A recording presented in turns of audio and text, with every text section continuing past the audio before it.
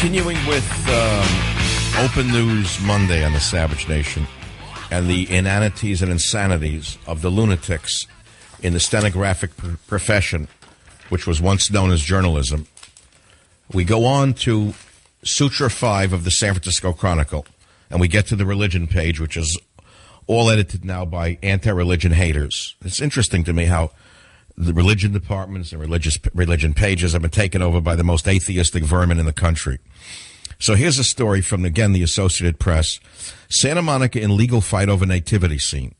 And they show some horrendous, evil man who belongs in a mental hospital with a sarcastic face with his hands crossed as though he's a host on MSNBC. I'll never understand that posture for media people with the hands crossed like you're some wild creature, you know, some tough guy. And they show an atheist who is suing the city to make sure that nobody ever looks at a Christmas scene again.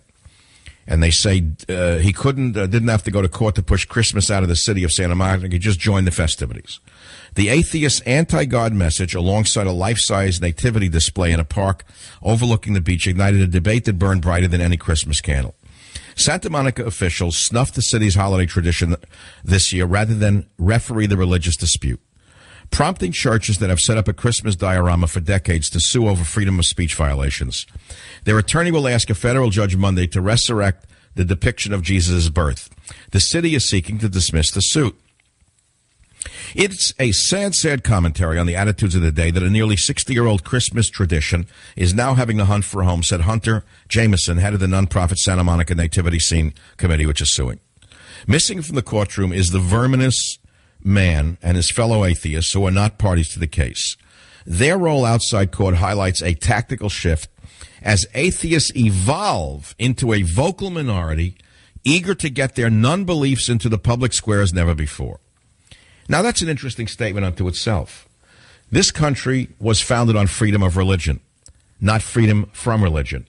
And yet here we have the most disgusting degenerates in the country imposing an ethos of non-religion upon those in America who rightly have a right to practice their religion.